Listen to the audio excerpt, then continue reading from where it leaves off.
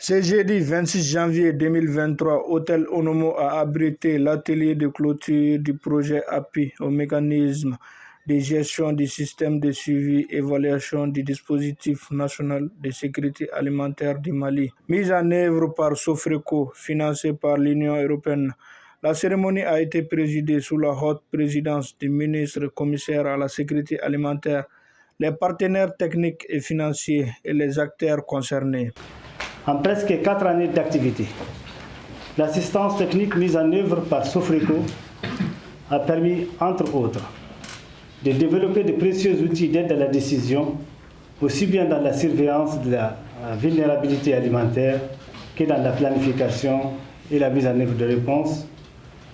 d'organiser et de structurer nos données d'information, de données et informations sur le secteur sous forme de bases de données pour mieux répondre aux besoins d'information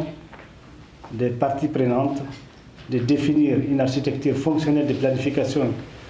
de suivi, évaluation et de gestion de l'information relative,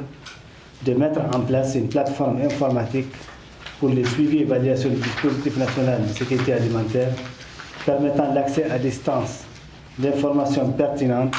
désagrégées et à jour sur les DNSA,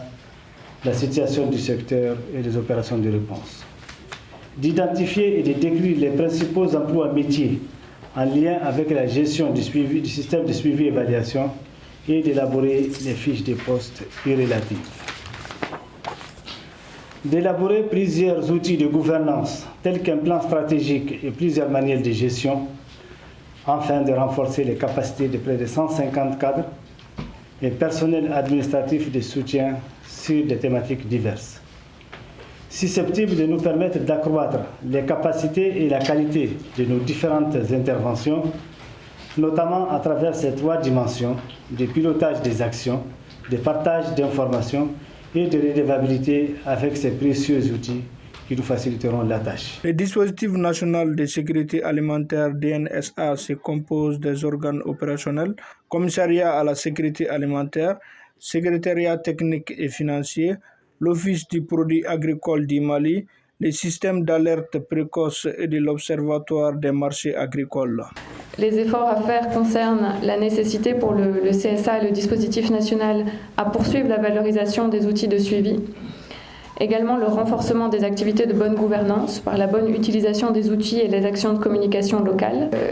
Attention à bien distinguer les tâches de coordination, de plaidoyer, de supervision et de communication dévolues au CSA, des activités de mise en œuvre directe afin de ne pas créer la confusion. Et donc améliorer l'implication directe des ministères techniques de tutelle dans les activités de réponse afin que le CSA se repositionne en structure de coordination. J'adresse mes remerciements au ministre commissaire et à son équipe